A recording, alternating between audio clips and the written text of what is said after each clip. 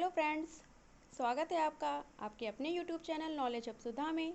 और आज मैं आप सबके सामने एनसीईआरटी साइंस क्लास 6 का चैप्टर 9 लेकर के आई हूँ, जिसका नाम है सजीव विशेषताएं एवं आवास। मतलब इस चैप्टर में हम सजीवों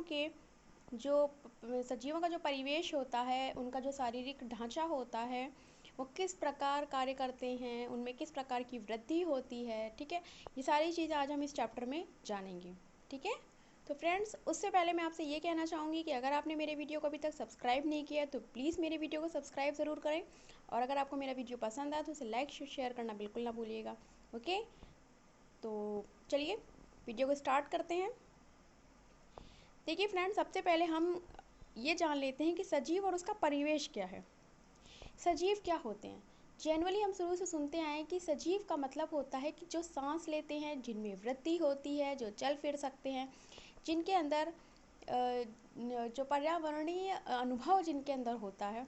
ठीक है, तो उन्हें हम सजीव कहते हैं। ठीक है, उनका परिवेश कैसा होता है? हर सजीव का जो परिवेश, जो उनके रहने लायक जो वातावरण होता है, वो उनके शारीरिक ढांचे के अनुरूप होता है। ठीक है, तो चलिए आगे हम जानेंगे इस टॉपिक के बारे में। देखिए, सबसे पहला जो आपका अगला टॉपिक है वो है आवास एवं अनुकूलन। जो आपके सजीवों का आवास और किस प्रकार से वो अपने आवास के प्रति अनुकूलित होते हैं, वो हम जानेंगे। चलिए देखते हैं। देखिए, जो सजीव होते हैं उनके लिए क्या होता है कि समुद्र में जंतु और पौधे लवणीय जल, यानी कि लवणीय जल का मतलब होता है खारा पानी। इस लवणीय जल क्या होता है, इसके बारे में मैं आपको अपने लास्ट वीडियोस में बता चुकी हूँ। ठीक है, तो आप जो है मेरे वीडियोस को जा कर के देख सकते हैं। ठीक है, देखिए, समुद्र में जंतु जल तथा पौधे लवणीय जल यानी कि खारे पानी में रहते हैं। समुद्र में जो जंतु होते हैं या पौधे जो होते हैं वो लवणीय जल, यानी कि समुद्र का जो जल होता है वो खारा होता है, ये सभी को पता है। तो समुद्र में जंतु और पौधे जो रहते हैं वो खारे पानी में रहते हैं और श्वसन के लिए जल में विलेय वायु यानी कि ऑक्सीजन का उपयोग करते हैं। सांस लेने के लिए, हम सभी को सांस लेने के लिए ऑक्सीजन की आवश्यकता होती है, तो आपको पता है जितने भी सजीव हैं वो सांस लेने के लिए ऑक्सीजन की उन्हें आवश्यकता होती है। तो हमें ऑक्सीजन कहाँ से मिलता है मनुष्यों को? पेड़ पौधों से। ठीक है, स्वच्छ वायु से। और जो पौधे या जंतु समुद्र में रहते हैं, जिनका आवास समुद्र होता है, उन्हें जो ऑक्सीजन कहाँ से मिलती है? जल में विलेय वायु से। जल में जो वायु विलेय होती है, मिली होती है, घुली होती है, जिसको कहते हैं, तो उससे उन्हें ऑक्सीजन मिलती है। ठीक है, मरुस्थल में जल बहुत कम मात्रा में उपलब्ध होता है। आप जानते हैं जो मरुस्थलीय क्षेत्र होता है, खास तौर से स्पेशली आप जानते होंगे जैसे राजस्थान। ठीक है, राजस्थान एक मरुस्थलीय क्षेत्र है, तो वहाँ पर पानी की मात्रा बहुत कम होती है और वर्षा भी बहुत कम होती है। मरुस्थल दिन में बहुत गर्म एवं रात में ठंडा हो जाता है। ठीक है, मरुस्थल में पाए जाने वाले पौधे एवं जंतु भूमि पर रहते हैं और श्वसन के लिए आसपास की वायु का उपयोग करते हैं। ठीक है, चलिए नेक्स्ट देखते हैं। समुद्र और मरुस्थल एक दूसरे से किस प्रकार भिन्न हैं? हम इन दोनों क्षेत्रों में बिल्कुल भिन्न प्रकार के पौधे और जंतु देखते हैं। देखिए, जो समुद्री क्षेत्र है और जो मरुस्थलीय क्षेत्र है, वहाँ पर जो जीव जंतु रहते हैं या जो पौधे वहाँ पर होते हैं, उनमें बहुत भिन्नता पाई जाती है। ठीक है, ऐसा नहीं है कि जो पौधे मतलब कि समुद्र में जो पौधे उगते हैं वही पौधे मरुस्थल में पाए जाएं या वही जंतु मरुस्थल में रहें। नहीं, मरुस्थल में रहने वाले जीव जंतु या जो पौधे वहाँ पर उगते हैं, उनकी जो संरचना होती है वो समुद्र में रहने वाले पौधों या जंतुओं की संरचना से भिन्न होगी। ठीक है, अब देखिए, मरुस्थलीय परिवेश में जंतुओं में ऊँट और मछली के बारे में हम देखते हैं। ठीक है, देखिए, जो ऊँट होता है उसके पैर कैसे होते हैं? लंबे होते हैं। ऊँट का पैर कैसे होते हैं? ऊँट के पैर लंबे होते हैं, कि जैसा कि आप इस फिगर में देख पा रहे हैं। ठीक है, 9.2 ये जो फिगर आपका दिया हुआ है, इस फिगर में आप देख पा रहे हैं कि जो ऊँट है उसके पैर लंबे होते हैं। और इसके पैरों के लंबे होने का कारण ये होता है कि इससे उसका शरीर रेत की गर्मी से, इससे उसका जो शरीर होता है वो रेत की गर्मी से दूर रहता है। ठीक है, देखिए, जब इसके जो पैर होते हैं वो लंबे होते हैं, तो पैरों की लंबाई जो होती है वो उसे जो मरुस्थल की जो गर्मी होती है उससे बचा के रखती है, क्योंकि उसकी टांगें बहुत लंबी होती हैं। ओके। उसकी टांगें लंबी होती हैं, तो जो मरुस्थल का जो ताप होता है, जो वहाँ की धरती का ताप होता है, जो टेम्परेचर होता है, वो उसके शरीर तक आसानी से नहीं पहुंच पाता। उसके शरीर तक पहुंचते पहुंचते वहाँ का टेम्परेचर कम हो जाता है। जैसे कि आपने देखा होगा, आपने हिस्ट्री पढ़ी होगी, तो पुराने समय में क्या होता था कि राजा महाराजाओं के जो महल होते थे वो बहुत ऊंचे ऊंचे हुआ करते थे। पहले पंखे वगैरह की, लाइट वगैरह की कोई व्यवस्था तो होती नहीं थी, तो गर्मी तो पहले भी हुआ करती थी। लेकिन क्या होता था कि उनके जो आपने देखे होंगे पुराने समय की बनी जो इमारतें हैं, या आप किसी हिस्टोरिकल प्लेस पे जाते हैं तो वहाँ आप क्या देखते हैं कि वो इमारतें बहुत ऊंची ऊंची बनी होती हैं। तो उससे क्या होता है कि जो सूर्य का जो ताप होता है, जो वातावरण की जो गर्मी होती है, वो वो जो इमारतों जो यानी कि जो रूफ होती है, जो छत होती है, वहाँ से उस कमरे के अंदर तक, नीचे तक आने में आते आते कम हो जाती है। ठीक है। तो उनको, और उनके जो कमरे होते थे बहुत ही हवादार होते थे। ठीक है। तो गर्मी नहीं लगती थी। ठीक है। उसी तरह मरुस्थल में जो ऊँट होता है उसके भी सेम कंडीशन है कि उसकी जो टांगें होती है बहुत लंबी लंबी होती हैं, तो उसका शरीर जो होता है, उसके शरीर तक उस मरुस्थल की जो टेम्परेचर होता है, वहाँ की जो गर्मी होती है वो नहीं पहुँच पाती है। ठीक है। इससे उसका शरीर रेत की गर्मी से दूर रहता है। उनमें मूत्रोत्सर्जन की मात्रा बहुत कम होती है, वो मूत्रोत्सर्जन बहुत कम करते हैं। ठीक है। इससे उसके अंदर पानी का स्टोर काफ़ी अधिक मात्रा में रह पाता है, और मल भी शुष्क होता है। उन्हें पसीना यानी कि स्वेट, जिसे हम स्वेट कहते हैं, वो भी नहीं आता, क्योंकि शरीर में जल का ह्रास बहुत कम होता है। उनके शरीर से जो जल का निष्कासन होता है, जैसे कि आप देखते होंगे कि हम लोगों को स्वेट भी आता है, और हम लोग जो है हम लोग को स्वेट भी आता है, टॉयलेट वगैरह भी है, हम मनुष्यों में ऐसा है, और भी प्राणियों में ऐसा है, और भी जीव जंतुओं में ऐसा है। तो उसके द्वारा हमारे शरीर का बहुत सा जो जल है वो निकल जाता है। ठीक है। बट ऊँट में ऐसा नहीं होता है। वो पानी की बहुत मतलब अधिक से अधिक जो क्वांटिटी होती है पानी की, वो अपने अंदर स्टोर रखते हैं। उनको स्वेट भी बहुत कम आता है, वो मूत्रोत्सर्जन भी बहुत कम मात्रा में करते हैं, जिससे उनके शरीर में जल की जो ह्रास होती है, जल की जो कमी होती है, जल का जो निष्कासन होता है वो बहुत कम मात्रा में होता है। इसलिए जल के बिना भी वे अनेक दिनों तक रह सकते हैं। ठीक है। आगे देखते हैं। इन सभी का शरीर धारा रेखी होता है। ये सभी जो मतलब कि आपने देखा है, जैसे आपने मछलियों के बारे में देखा है, तो मछलियों के बारे में मैं आपको लास्ट चैप्टर में पढ़ा चुकी हूँ कि मछलियों का जो शरीर होता है धारा रेखी होता है। और धारा रेखी ये शरीर जो होता है जल में जो है रहने के लिए बहुत ज़्यादा अनुकूलित होता है। ठीक है। जल के अंदर विचरण करने में बहुत अधिक सहायता मिलती है। किससे? धारा रेखी शरीर से। मछलियों का शरीर चिकने शल्कों से ढका होता है। ये शल्क मछली को सुरक्षा प्रदान करते हैं। जो उनका ऊपरी आवरण होता है मछलियों के शरीर का, वो चिकने शल्कों से ढका होने के कारण उसे उन्हें सुरक्षा मिलती है। साथ ही उन्हें जल में भी सुगम गति से सहायता करने में सहायक होते हैं। ठीक है। मछली की जो पूँछ और पंख होती है वो चपटी होती है। जो पूँछ होती है आपने देखा होगा, और जो पंख होती है चपटी हुई होती है, चपटी होती है। ठीक है। बहुत मोटी चौड़ी नहीं होगी, चपटी होती है। ठीक है। तो वो उन्हें जल के अंदर दिशा परिवर्तन एवं संतुलन बनाए रखने में भी सहायता करते हैं। यानी कि आपने ये देखा कि जो जीव जिस आवास में रहते हैं उनका शरीर उस आवास के अनुरूप ही बना हुआ होता है। ठीक है। मछली के गिल यानी कि जिसे हम क्लोम कहते हैं, जिससे कि वो श्वसन करते हैं, वो मछली के गिल या क्लोम मछली में, पर ये क्वेश्चन बहुत इंपॉर्टेंट है, बहुत ज़्यादा कॉम्पिटिशन्स में या के एग्ज़ाम्स में भी आ सकता है कि मछलियाँ जल में श्वास मतलब किसकी सहायता से लेते हैं। मछलियाँ जो श्वसन क्रिया करती हैं उसमें उनके शरीर की कौन सी संरचना उनकी सहायता करती है, इस तरह का भी क्वेश्चन आ सकता है। तो आप लिखेंगे गिल या क्लोम। ठीक है। मछलियों की संरचना उन्हें जल में रहने के लिए सहायक होती है। ऊँट की संरचना उन्हें मरुस्थल में रहने के लिए सहायक होती है। जो उनकी शारीरिक संरचना है वो उन्हें उनके परिवेश के अनुरूप मिली होती है। उनकी शारीरिक संरचना उनके परिवेश के अनुरूप बनी होती है। आगे देखते हैं कि सजीवों की इन सभी किस्मों में ऐसी कुछ विशिष्ट संरचनाएं होती हैं जो उन्हें अपने परिवेश में रहने योग्य बनाती हैं, जिसमें वे प्रायः पाए जाते हैं। मैंने अभी आपको बताया कि हर जीव जंतु का जो संरचना होती है, शारीरिक संरचना, वो उनके परिवेश के अनुरूप ही होती है। अगला देखते हैं। जिन विशिष्ट संरचना और स्वभाव की उपस्थिति किसी पौधे अथवा जंतु को उसके परिवेश में रहने के योग्य बनाती है, उसे अनुकूलन कहते हैं। अब एक डेफिनेशन आपने यहाँ देखी, अनुकूलन। व्हाट इज द अनुकूलन? अनुकूलन क्या होता है कि जिन विशिष्ट संरचनाओं, हमारे शरीर की जो संरचना होती है या उनका जो नेचर होता है अपने परिवेश में रहने का, तो वो अपने आप को उस परिवेश में रहने उस परिवेश के अनुसार अपने आप को ढाल लेते हैं, अपनी संरचना, अपने नेचर के अकॉर्डिंग उस परिवेश में रहने के लिए खुद को ढाल लेना ही अनुकूलन कहलाता है। ठीक है। ठीक है। किसी सजीव का वह स्थान जिसमें वह रहता है उसे आवास कहते हैं।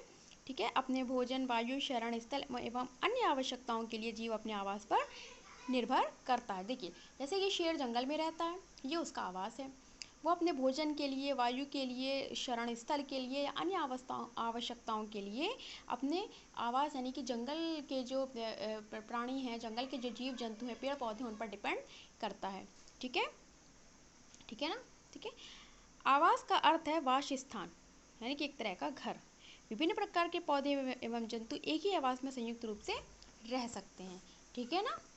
देखिए, आगे देखते हैं। स्थल पर पाए जाने वाले पौधे एवं जंतुओं के आवास को स्थलीय आवास कहते हैं। जो पौधे एवं जंतु स्थल पर रहते हैं, जैसे कि गाय, भेड़, बकरी, कुत्ता, भैंस, मतलब और भी बहुत सारे हैं, तो ये सब जिस तरह के जंतु हैं, पौधे और भी जैसे पौधे हैं, वो सारे जो स्थल यानी कि जमीन पर उनका जो आवास होता है उसे हम स्थलीय आवास कहते हैं। वन, घास के मैदान, मरुस्थल, तटीय एवं पर्वतीय क्षेत्रों में रहने वाले स्थलीय आवास के कुछ उदाहरण हैं। वन या घास के मैदान, मरुस्थल या तटीय एवं पर्वतीय क्षेत्र जो हैं वो स्थलीय आवास के उदाहरण हैं। ठीक है। मतलब कहने का यहाँ पर यह है कि जो स्थलीय आवास हैं वो किस किस प्रकार के हो सकते हैं, वो यहाँ पर आपको बताया गया है कि वन, घास का मैदान अगर है, या मरुस्थल है, तटीय या पर्वतीय क्षेत्र, ये सभी स्थलीय आवास में आते हैं। जलाशय, दलदल, झील, नदियाँ एवं समुद्र, जहाँ पौधे एवं जंतु जल में रहते हैं उसे जलीय आवास कहते हैं। जल के अंदर जल, नदी या समुद्र के अंदर जो पौधे एवं जंतु रहते हैं उसे हम जलीय आवास कहते हैं। ठीक है। अब चलिए आगे देखते हैं। किसी आवास में पाए जाने वाले सभी जीव, जैसे पौधे एवं जंतु, उसके जैव घटक हैं। ठीक है। किसी आवास में जो जीव पाए जाते हैं उन्हें हम जैव घटक कहते हैं। चट्टान, मिट्टी, वायु एवं जल जैसी अनेक निर्जीव वस्तुएं जो होती हैं वो अजैव घटक हैं। ठीक है। हर आवास में जो है वायु पाई जाएगी, जल पाया जाएगा, चट्टान पाई जाएगी, मिट्टी पाई जाएगी, तो ये सभी क्या अजैव घटक हैं। ठीक है। अजैव हैं, जीवित नहीं है ना, इसलिए इनका नाम है अजैव घटक। सूर्य का प्रकाश एवं उष्मा भी परिवेश के अजैव घटक हैं। ठीक है। आगे देखते हैं। बीज के अंकुरण में नए पौधे की बनने की प्रक्रिया में आइए हम कुछ अजैव घटकों की भूमिका का अध्ययन करते हैं। बीजों का जो पौधों में जो अंकुरण होता है, जो बीज बनने की जो प्रक्रिया होती है, उसमें हम अजैव घटकों का क्या उसमें भूमिका, उसका हम अध्ययन करेंगे। देखिए, मूंग के बीज से अंकुर निकलता है, आपको पता है मूंग के अगर बीज हैं तो उसको अगर आप भिगो के रख दें तो अंकुरित हो जाते हैं। ठीक है। तो इसके बारे में हम जानेंगे कि इसका क्या हम कैसे कर सकते हैं। इसको देखिए, मूंग के आप कुछ सूखे बीज लीजिए, उनको एकत्रित कर लीजिए। ठीक है। कुछ बीजों के एक ढेर को अलग रख दीजिए और शेष को एक दिन के लिए पानी में भिगो कर रख दीजिए। आपने क्या किया है कि मूंग के कुछ सूखे बीज लिए, उनमें से कुछ सूखे बीजों को अलग कर दिया और कुछ सूखे बीजों को पानी में भिगो कर रख दिया। भीगे हुए बीजों को 4 हिस्सों में बांट दीजिए। जो आपने मूंग के जो कुछ हिस्से, कुछ मतलब मूंग का कुछ भाग था, उसको जिसको आपने भिगोया था, उस भाग को आप भीगे हुए भाग को आप 4 हिस्सों में बांट दीजिए। उनमें से एक हिस्से को 3-4 दिन के लिए पूरी तरह पानी में डुबो कर रख दीजिए। ठीक है। और सूखे हुए बीज को तथा पानी में पूरी तरह डूबे हुए बीज को बिल्कुल भी आप हिलाएंगे नहीं। ठीक है। अब भीगे हुए बीजों में से एक भाग को धूप वाले कमरे में और दूसरे भाग को पूरे अंधेरे क्षेत्र में रख दीजिए। मतलब कहने का, आपने 4 हिस्से किए, इसमें से एक को आप पानी में भिगो देंगे, एक को आप अंधेरे कमरे में रख देंगे और दूसरे को आप धूप वाले कमरे में रख देंगे। ठीक है। 3 हिस्से हो गए ये। जैसे कि अलमारी जिसमें धूप नहीं आती। अंतिम भाग को बहुत ही ठंडे वातावरण में, जैसे कि रेफ्रिजरेटर, या उसके चारों ओर बर्फ लगा दें, इस तरह से। मतलब 4 हिस्से की, एक को आपने पानी में भिगो दिया, एक को आपने धूप में रख दिया, एक को आपने अंधेरे कमरे में रखा और एक को आपको ठंडे वातावरण में रखना है। अब आगे देखिए, इन 3 भागों को प्रतिदिन जल में नम रखें और अधिक जल को निकाल दें। इन तीनों भागों को आपको जल में ही जल की नमी में रखना है और जो अतिरिक्त जल होगा उसको आप निकाल देंगे। कुछ दिन बाद आप क्या देखते हैं, क्या सभी पांचों भाग समान रूप से अंकुरित होते हैं? क्या प्रकाश से दूर रखे भाग या अत्यधिक ठंडे परिवेश में रखे भाग में अंकुरण की दर में कोई कमी देखते हैं? देखिए, इसका क्या है मैं आपको बताती हूँ। जो भाग आपने भिगोया ही नहीं था, जो सूखा भाग था, वो तो अंकुरित नहीं होगा। ठीक है। जो भाग आपने धूप में रख दिया था वो भी अंकुरित नहीं होगा। जो भाग आपने अंधेरे कमरे में रख दिया था लेकिन भिगो कर रखा है वो अंकुरित होगा। जो भाग आपने ठंडे वातावरण में रखा है, बर्फ बर्फ के वातावरण में, तो वो भी अंकुरित ठंडेपन से हो जाएगा, क्योंकि उन सब में जल की नमी दी हुई थी। ठीक है, ये बात क्लियर होगी कि कौन कौन सा भाग अंकुरित होगा। चलिए, सजीव बहुत ठंडे और बहुत उष्ण परिवेश में भी पाए जाते हैं। सजीव जो हैं वो ऐसा नहीं है कि केवल ठंडे परिवेश में पाए जाते हैं, वो दोनों तरह के परिवेशों में पाए जाते हैं, ठंडे में और उष्ण यानी कि गर्म परिवेश में भी पाए जाते हैं। ठीक है, अनुकूलन जो होता है वो अल्पकाल में नहीं होता है, हजारों वर्षों की अवधि में किसी क्षेत्र के अजैव घटकों में परिवर्तन आ जाता है। जो अनुकूलन होता है, जो एक तरह का परिवर्तन होता है, वो कोई छोटे से समय में नहीं हो जाता। परिवर्तन कई वर्षों के बाद किसी क्षेत्र के जो अजैव घटक यानी कि वायु, पानी, सूर्य का प्रकाश, उष्मा, ये सब जितने अजैव घटक हैं उसमें परिवर्तन आता है, और वे जंतु जो इन परिवर्तनों के प्रति अपने आप को ढाल नहीं पाते हैं वो मर जाते हैं, और जो जीवित केवल वही रहते हैं जो अपने आप को इन सभी बदलते परिवेश के अनुसार अनुकूलित कर लेते हैं। जैसे आपने देखा होगा जिराफ अपने आप को अनुकूलन के अनुसार बदल नहीं पाया, इसलिए वो डायनासोर, ठीक है, इसलिए ये विलुप्त हो गया। ठीक है, चलिए अगला देखते हैं, विभिन्न कुछ स्थलीय आवास। ठीक है, हमने मरुस्थल के बारे में अभी पढ़ा था, तो मरुस्थल में क्या है। मरुस्थल में देखिए, मरुस्थल में रहने वाले चूहे एवं सांप, हमने ऊँट के बारे में तो पढ़ लिया था मरुस्थल में। अब हम देखते हैं वहाँ के और जीव जंतु कैसे रहते हैं। जैसे चूहे और सांप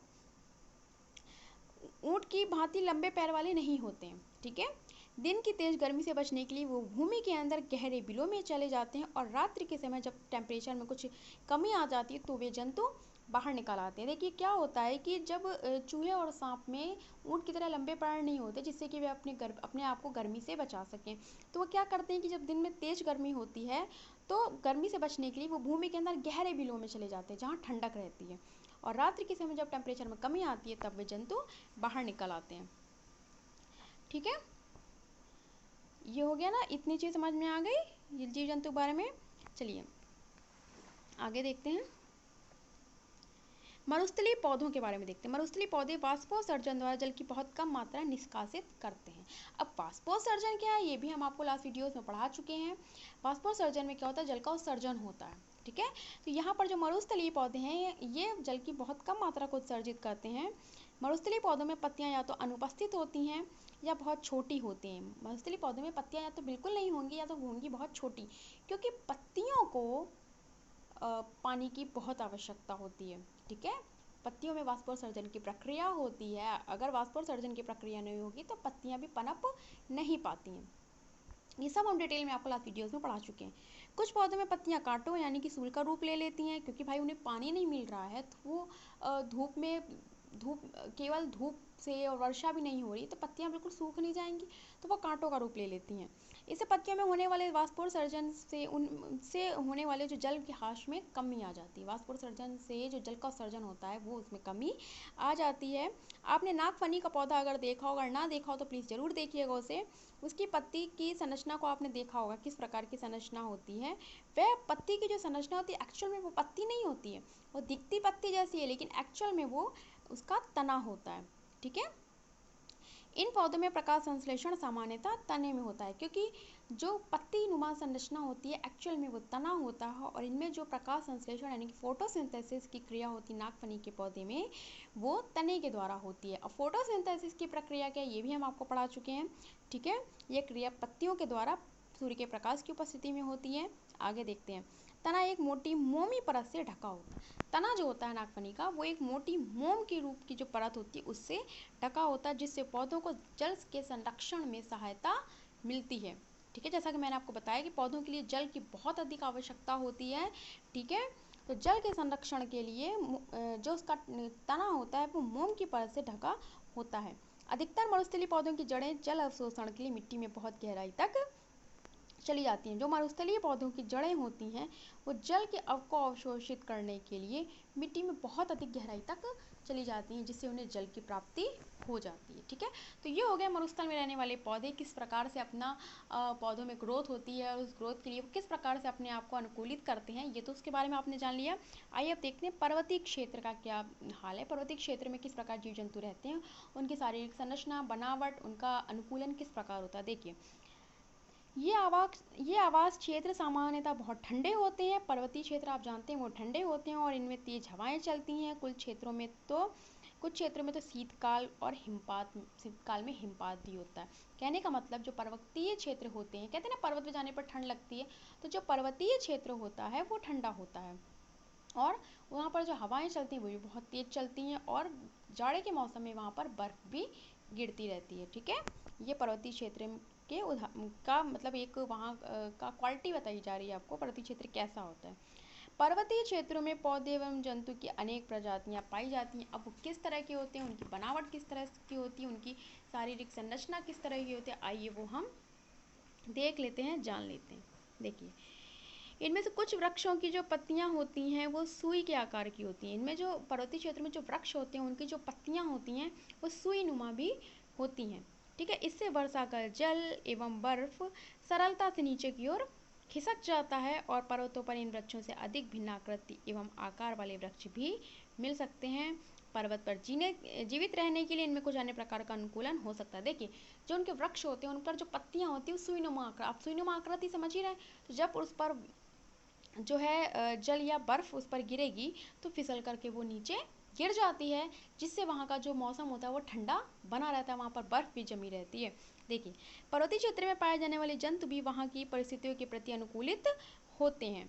उनकी मोटी त्वचा या फिर ठंड से उनका बचाव जो करती हैं, उसके लिए किस किस प्रकार के जंतु होते हैं, उनमें किस किस प्रकार की संरचना होती है, आइए हम देखते हैं। फॉर एग्जाम्पल, शरीर को गर्म रखने के लिए याक का जो शरीर होता है, शरीर को गर्म रखने के लिए याक का जो शरीर होता है, ये जो आप बी नंबर का डायग्राम देख रहे हैं, बी नंबर का ये याक है। ठीक है, तो याक का जो शरीर होता है वो लंबे बालों से ढका होता है। देखिए, जो बी नंबर है ये इसका जो ये शरीर है पूरे लंबे लंबे बालों से ढका हुआ है।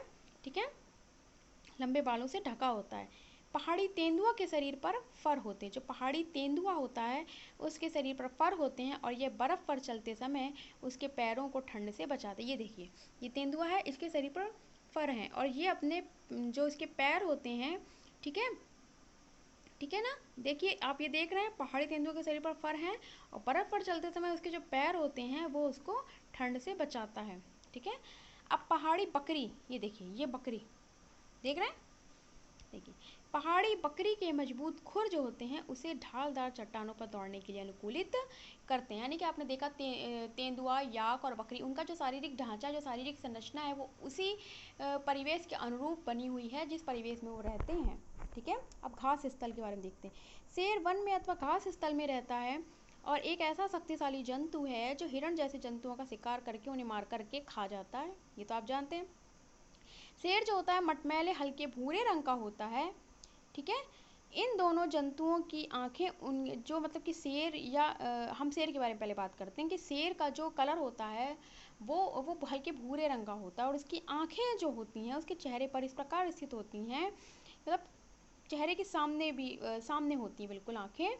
तो जो शेर की बात हुई यहाँ पर, शेर के अगले पैर के नखर लंबे होते हैं जिन्हें वह पादा उंगलियों के अंदर खींचकर छिपा सकता है। जिसके पैर में नख होते हैं जिससे वो शिकारी अपने शिकार को पकड़ के नोच के खाता है, तो उसको वो अपनी जो पैरों की अंगुलियाँ होती हैं उसके बीच में अंदर छुपा कर रखता है ताकि किसी को दिखता नहीं और ज़रूरत पड़ने पर उन्हें बाहर निकाल लेता है। ठीक है, क्या शेर की यह संरचना उसके जीवन यापन में सहायता करती हैं? उसका जो मटमैला हल्का भूरा रंग होता है वो शिकार के दौरान उसे घास के सूखे मैदानों में छिपा कर रखता है। देखिए, ये देखिए, ये शेर है हल्के भूरे रंग का। तो जो घास के मैदान होते हैं जब शेर उसमें चलता है तो वो घास मैदानों के बीच में उसका जो रंग होता है वो उसे छिपा कर रखता है। जल्दी आप समझ नहीं पाएंगे कि वहाँ शेर है या नहीं। उसकी आंखें जो सामने की तरफ होती हैं उससे वो अपने शिकार पर नजर रखता है। देखिए, हिरण की तेज गति उसे शिकारी से दूर भागने में सहायता करती है। जो हिरण है, आपको पता है हिरण बहुत तेज दौड़ता है और बहुत सुंदर जीव भी है। ठीक है, भागने में सहायता करती है। शेर, हिरण और अन्य जंतु एवं पौधों में बहुत सी विशिष्ट संरचनाएं होती हैं जो उन्हें उनके आवास में जीवित रहने योग्य बनाती हैं। देखते हैं वो सॉरी थोड़ा सा मिस्टेक हो गई। देखिए, उन्हें घास के सूखे मैदानों में छिपाए रखता है और शिकार को यह भी पता नहीं चलता है कि शेर वहाँ पर छिपा है या नहीं। चेहरे के सामने की आंखें उसे वन में दूर तक शिकार खोजने में सहायता करती है। आपने देखा होगा कि जो कहते हैं ना, शेर की नज़र बहुत तेज होती है। उसकी जो सामने की आंखें होती हैं वो दूर तक अपने शिकार को आसानी से खोज सकता है छिपकर। एक दूसरा जंतु है हिरण, जो फिगर बी में आप देख रहे हैं। वह वन या घास स्थल में रहता है और पौधों के कठोर तनों को चबाने के लिए उसके पास मजबूत दांत होते हैं। हिरण को अपने शिकारी शेर जैसे जंतु जो उसे अपना शिकार बनाते हैं, उसकी उपस्थिति की जानकारी होना आवश्यक है ताकि वह उसका शिकार न बन सके और वहां से भाग जाए। उसके लंबे कान, आप देख रहे हैं कि ये हिरण के कान कितने लंबे हैं, है ना। तो उसके जो लंबे कान हैं, जो हिरण के लंबे कान हैं, वो उसे शिकारी की गतिविधि की जानकारी देते हैं। और उसके सिर के पार्श्व में, मतलब कि थोड़ा पीछे की ओर में, दोनों ओर स्थित आंखें प्रत्येक दिशा में देखकर उसको खतरा महसूस कराती हैं। ये देखिए, ये जो आप आंखें देख रहे हैं, ये है ना, तो इन आंखों के द्वारा ये चारों तरफ आसानी से देख सकता है। इन आंखों के द्वारा क्या करता है, वो चारों तरफ आसानी से देखकर खतरे को महसूस कर सकता है। ये हो गया हिरण के बारे में। ठीक है, हिरण की गति तेज होती है, शिकारी से दूर भागने में उसे सहायता करती है। चलिए अब देखते हैं कुछ जलीय आवास के बारे में। हम देखते हैं समुद्र। समुद्र में रहने के लिए मछली के अनुकूलन के विषय में हम चर्चा कर चुके हैं। दूसरे बहुत से समुद्री जंतुओं का शरीर भी धारारेखीय होता है, जिससे वे जल में सुगमता से चल सकते हैं। धारारेखीय मैं आपको बता चुकी, धारारेखीय जो होता है वो जो जीव जंतु होते हैं उन्हें पानी के अंदर चलने में सहायता प्रदान करते हैं। ठीक है, स्क्विड एवं ऑक्टोपस जैसे जो कुछ समुद्री जंतु हैं, उनका शरीर आमतौर पर धारारेखीय नहीं होता है।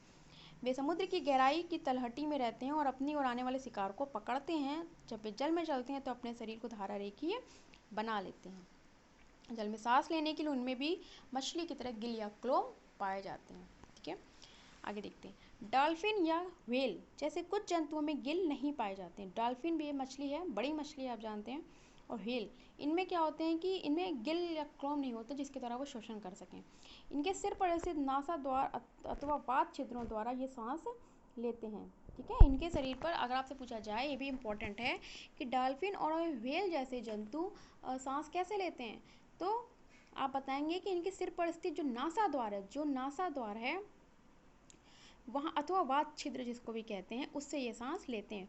ये जल में लंबे समय तक बिना सांस लिए भी रह सकते हैं और समय समय पर समुद्री सतह पर यानी कि जल के से बाहर आकर श्वसन छिद्रों से जल बाहर निकालते हैं एवं श्वास द्वारा स्वच्छ वायु अंदर भरते हैं। ठीक है, समय समय पर समुद्री सतह यानी कि समुद्र की जो सतह होती है वहाँ पर आकर अपने श्वसन छिद्रों से जल बाहर निकाल देते हैं। जो उसके श्वसन छिद्र होते हैं जिससे वो सांस लेते हैं, वहाँ से वो जल बाहर निकाल देते हैं और श्वास द्वारा स्वच्छ वायु को अंदर भरते हैं और फिर अंदर चले जाते हैं। इस प्रकार वो अपना जीवन यापन करते हैं। ठीक है, तो ये हो गया डॉल्फिन और व्हेल के बारे में। अब देखते हैं तालाब एवं झील के बारे में।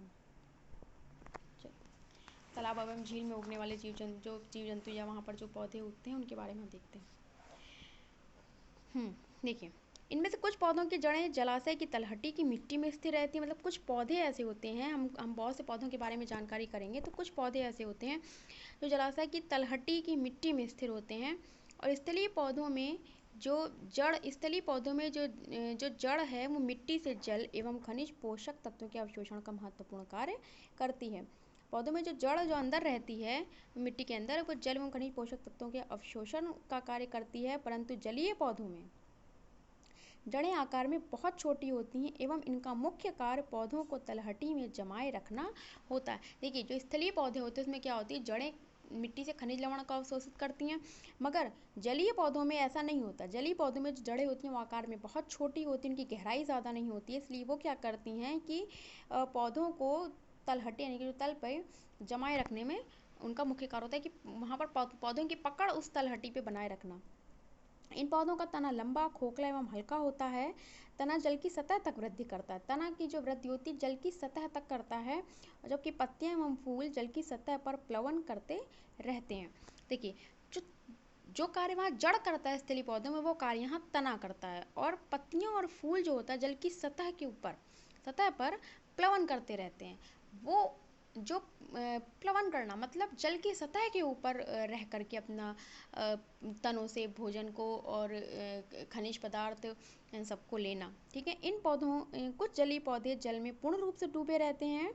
ऐसे पौधों के सभी भाग जल में वृद्धि करते। बहुत से ऐसे पौधे हैं जो आधे जल में और आधे ऊपर की ओर होते। कुछ पौधे ऐसे होते पूरी रूप से जल में डूबे रहते हैं। इनमें से कुछ पौधों की पत्तियां सकरी एवं पतली रिबन की तरह होती हैं। ये बहते जल में सरलता से मुड़ जाती है। ठीक है, तो जलमग्न पौधों के बारे में आपने जान लिया। ठीक है, अब मेढक के बारे में देखते हैं जो तालाब में पाया जाता है। मेढक आमतौर पर तालाब में पाए जाने वाला एक ऐसा जंतु है जो तालाब के जल एवं स्थल दोनों पर रह सकता है। इसीलिए आपने मेढक, अगर उभयचर जंतुओं के प्राणियों की बात करें तो उभयचर प्राणी में मेढक का भी नाम आता है, जो कि जल में भी रहता है और स्थल पे भी रहता है। इसके जो पिछले पश्च पाद होते हैं लंबे व मजबूत होते हैं। जो इसके पिछले पैर होते हैं वो लंबे भी होते हैं और मजबूत भी होते हैं, जिसको कूदने में, उछलने में सहायता प्रदान करते हैं, जो इसे छलांग लगाने में एवं शिकार पकड़ने में सहायता करते हैं। इसके पश्चपाद में जाल युक्त पादांगुलियां होती हैं जो इसे तैरने में सहायता करती है। देखिए, आप सभी ने मेढक देखा होगा, तो मेढक आपने देखा ना, फुदक फुदक के चलता है, मतलब उछल उछल के चलता है। ऐसा इसलिए होता है क्योंकि मेढक के जो पिछला पैर होता है वो बहुत लंबे होते हैं, जो इसे कूदने में, उछलने में सहायता देता है।